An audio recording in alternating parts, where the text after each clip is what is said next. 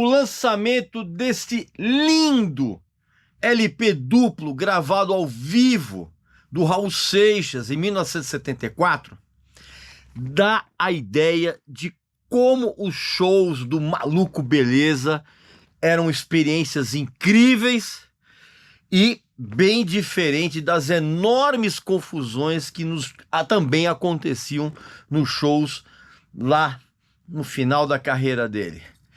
É a respeito disso que eu vou falar nesse vídeo, presta atenção.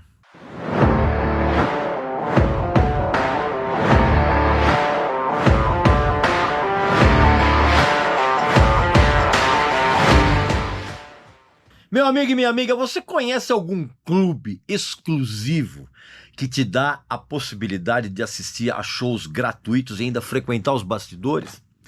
Um clube onde você tem vídeos inéditos e exclusivos só para os membros, séries inéditas, séries exclusivas com especiais só para os membros. Você conhece um clube que tem uma proximidade tão grande que te dá o acesso a um grupo de WhatsApp onde você pode ter contato diário, exclusivo comigo e com o Paulo Barão, por exemplo? Você conhece um clube que oferece ainda também descontos exclusivíssimos e sensacionais de livros e vários outros produtos? Pois é, esse clube existe e é o clube de membros exclusivos e VIP, né? O clube de membros VIP aqui do nosso canal. Um local repleto de material inédito, sensacional, que você vai simplesmente ficar abestalhado, vamos dizer assim, com a qualidade do que a gente tem apresentado lá. E quem já conhece o nosso clube realmente está se deleitando com um material exclusivíssimo. E você também pode fazer parte disso. Basta que você clique aqui embaixo em Seja Membro e escolha o seu plano. E aí você vai se divertir e vai se informar com realmente uma quantidade enorme de material, volto a dizer, inédito e exclusivo para quem é sócio, tá bom? Então não perca essa oportunidade. Clica aqui embaixo em Seja Membro, escolha o seu plano e divirta-se e informe-se. Beleza? É isso aí. Meu amigo e minha amiga, independente do fato se você é ou não fã do Raul Seixas, você tem que ter esse disco aqui, ó. Eu Não Sou Hippie. Foi lançado recentemente. É o mais antigo registro ao vivo do Raul Seixas que se tem notícia até hoje. Esse show foi gravado em 1974 na cidade mineira de Patrocínio. Na verdade, foi um dos shows que ele fez de uma série, porque na verdade ele estava lançando o segundo álbum dele, que é isso aqui, ó, o Guita. Pois é, inclusive tem um outro show dessa turnê de pré-lançamento que aconteceu em Brasília e que virou um CD titulado Se o Rádio Não Toca. Mas isso é uma outra história. Tanto que várias canções do Guita aparecem nesse disco incrível aqui, lançado pelo genial selo Record Collection, de uma maneira muito caprichada. Então, assim, o Guita não tinha saído ainda, então esse show, na verdade, é um show de pré-lançamento do Guita, tanto que, inclusive, tem músicas desse disco, e tem do Guita, né, que é isso aqui, ó, que eu tô mostrando aqui pra você, como também tem músicas do sensacional Krieg Rabandolo, que é o disco de estreia do Raul Seixas. E essa edição aqui, eu vou mostrar para vocês, olha que coisa legal. Essa edição, na verdade, só existem 900 cópias. Já vou contar a história um pouquinho disso aqui, mas olha que legal, ó. É uma edição, ó, muito caprichada, com relatos do show. Olha que demais isso aqui, né? Vou mostrar aqui para vocês, ó. Isso aqui. Vem também, vem um pôster. Deixa eu mostrar aqui para vocês. Olha que legal. Olha que bacana. Pois é, que linda, né? Linda essa foto, né? Pois é. Vem tudo detalhado do que aconteceu, aquela coisa toda. E esse disco, na verdade, ele tem uma tiragem de apenas 900 cópias, sendo 450 num vinil transparente, olha o que eu vou mostrar para vocês, olha que demais, cara. Olha isso. Olha que sensacional, né? Então são 450 cópias em vinil transparente e 450 cópias em vinil azul, também lindo. Ou seja, não vai ver, se você não comprar agora, não vai ter mais. A minha, inclusive, ó, é a de número 121. Tá vendo? Mas aqui, qual que é o lance, assim? Esse disco, ele tem uma certa história, porque o que acontece? Ele demorou mais ou menos 2 anos para ficar pronto, tá? Por conta de, não, aqueles problemas da pandemia, mas tinha que ter licenciamento de fonograma, tinha que ter autorizações editoriais, teve que ser feita a restauração e a remasterização do áudio, né? Por quê, cara? Porque esse disco aqui, ele foi gravado numa fita cassete, num gravador cassete colocado ali na beira do palco. Ou seja, é uma gravação amadora. Só que o que acontece? Eles fizeram um trabalho de recuperação dessa fita que ficou sensacional. Evidentemente que não tem a qualidade de um disco ao vivo lançado, né, oficialmente, aquela coisa toda. Mas assim, esse disco é um registro histórico inestimável. Por quê, cara? Porque dá para todos nós... Vocês são muito jovens, né? Eu tive a oportunidade de ver o Raul Seixas ao vivo, aliás, num show absolutamente caótico, que eu vou falar daqui a pouquinho. Aliás, eu conto várias histórias a respeito de shows, a respeito de fatos que você não conhece, em vídeos exclusivos lá no meu clube de membros VIP, que você pode clicar aqui embaixo e seja membro, para que você se torne sócio e você tenha acesso a um material que só os membros desse clube têm acesso. Vídeos exclusivos, séries novas, aposto que você não sabe, exclusivo, desconto dos nossos parceiros, você pode assistir shows na faixa, tem grupo de WhatsApp exclusivo, que você mantém contato comigo o tempo todo, enfim, uma série de benefícios. Você vai clicar aqui embaixo em Seja Membro e vai escolher o seu plano. Então o que acontece? Esse disco aqui, ele é um registro histórico inestimável, porque além dele dar a oportunidade a quem nunca assistiu um show do Raul Seixas de saber como é que funcionava, como é que rolava um ótimo show do Raul Seixas, que era meio raro isso acontecer, tá vendo? E outra coisa, e nesse disco aqui você tem uma série de informações a respeito dos shows, e na verdade, assim, você tem o acesso a um material que durante muitas décadas permaneceu assim no imaginário dos fãs mais doentes, você tá entendendo? Que é um registro ao vivo de um ótimo show do Raul Seixas, né? E é muito interessante ver como é que o Raul, ele de uma certa forma, quando ele estava razoavelmente sóbrio, o que era difícil, ele gostava muito de conversar com as plateias enquanto ele desfilava um repertório quase sempre decidido na hora. Ó, aqui, por exemplo, tem Ouro de Tolo, tem Trem das 7, Cachorro Urubu, Guita, Sessão das 10, Não Pare na Pista, tem a versão de Rock Around the Clock, tem Metamorfose Ambulante, Sociedade Alternativa. Mas assim, o Raul, ele meio que decidia as canções na hora. E a banda de apoio dele, sempre formada por músicos muito bons, tinha que se virar para tocar aquilo que o Raul meio que decidia na hora, cara. Então a banda sempre tinha que fazer uns milagres.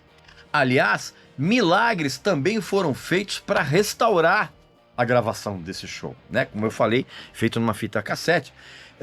Desde todos os processos que eu falei, até o corte da master que foi feita, né? Esse corte foi feito na Alemanha e a prensagem foi feita numa fábrica muito conceituada de LPs aqui no Rio de Janeiro, incluindo a supervisão de técnicos que trabalharam naquele selo do Jack White, o Third Man Records. Lembra? Que recupera um monte de discos antigos? Pois é.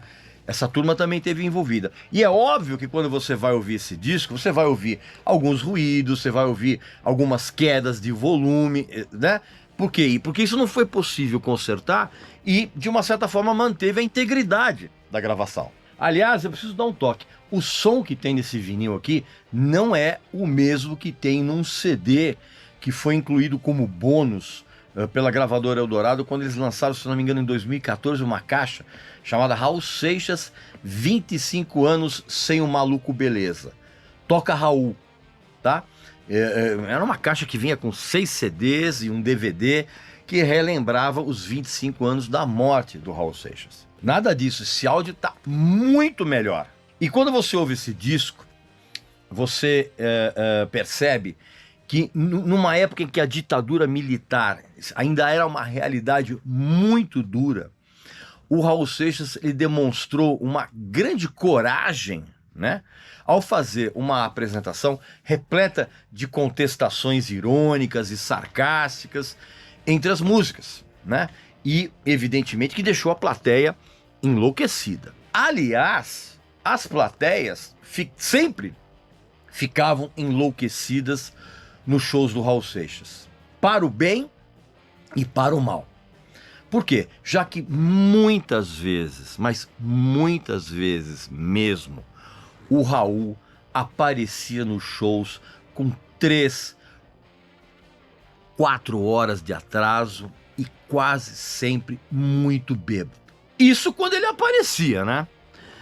São inúmeros os casos em que o Raul, completamente entorpecido pela enorme ingestão de bebidas alcoólicas, que inclusive são as mesmas bebidas cujo excesso causaram a pancreatite aguda que acabou matando o Raul, ele se recusava a sair de casa para fazer esses shows, entrar no carro e ir até o local, independente da distância, se era perto da casa dele ou longe. Quando ele cismava, ele não saía de casa. O mais incrível era que muitas vezes ele até aparecia nos shows, mas como eu falei, ele estava tão bêbado, mas tão bêbado, que depois de horas de atraso, as plateias viam o Raul entrar no palco e começavam a desconfiar que a produção havia arrumado um sósia, de tão mal que ele estava. E assim foi criada essa lenda, né, na época, de que o Raul muitas vezes, quem aparecia era um sósia dele. Aliás, tem um outro folclore, que é também a quantidade de músicos que alegam até hoje que tocaram com o Raul Seixas, cara. É uma coisa impressionante. Eu mesmo já ouvi um monte de nomes de músicos seguidos pela frase: ah, esse aí tocou com o Raul. Você tem? O que teve e tem de aproveitadores em cima do mito do Raul Seixas, uns caras pegando carona na lenda dele, é um negócio absurdo. A impressão que eu tenho é que o Raul ao longo da vida deve ter tocado com 5 milhões de músicos, né? Porque todo mundo, fulano tocou com o Raul, eu toquei com o Raul. É uma coisa impressionante. E como eu disse, os shows do Raul Seixas ao longo da vida dele foram piorando muito, muito. Tanto que lá nos anos 80, tem casos que já se tornaram até mesmo episódios de folclore na história da música brasileira.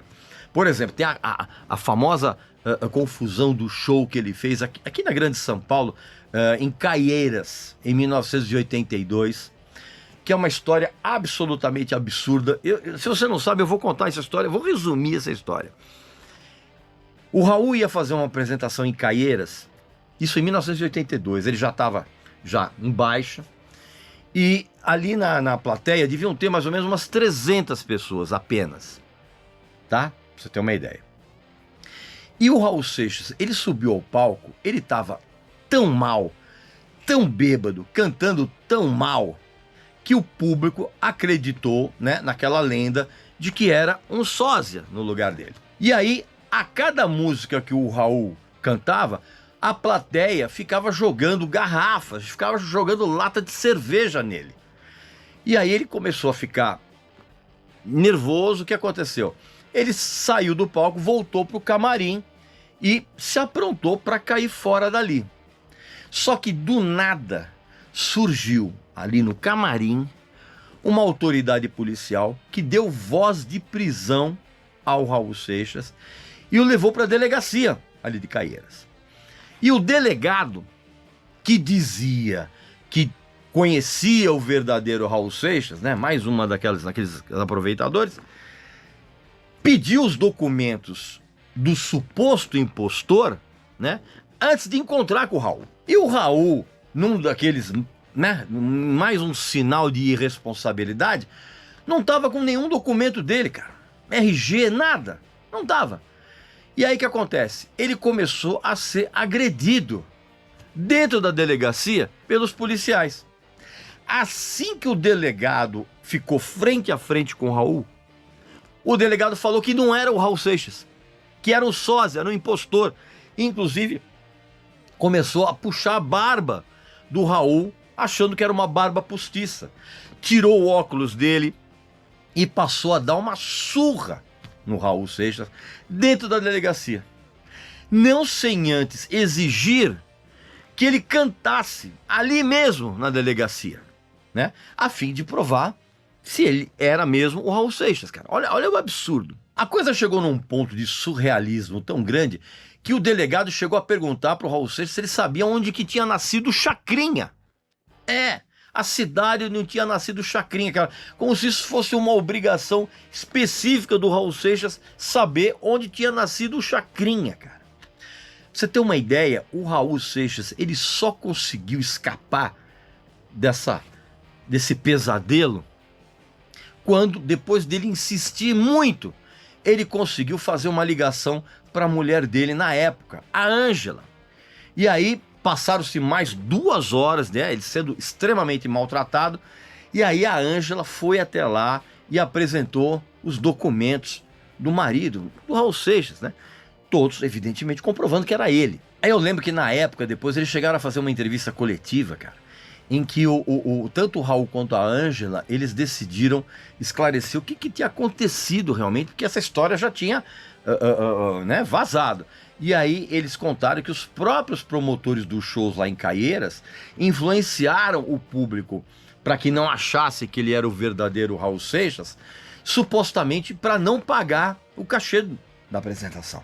E aí o Raul Seixas e a Ângela, inclusive, mostraram um cheque sem fundos que a produção tinha dado para eles, o que acabou, de uma certa forma, fortalecendo a justificativa do Raul para o que aconteceu. Tanto que, inclusive, os organizadores do show e o prefeito da cidade foram processados na época. E, obviamente, né, processados por perdas e danos causados ao Raul, né? E ganharam. E o Raul ganhou esse processo. Tem também uma história bizarra que aconteceu em um show em dezembro de 1985,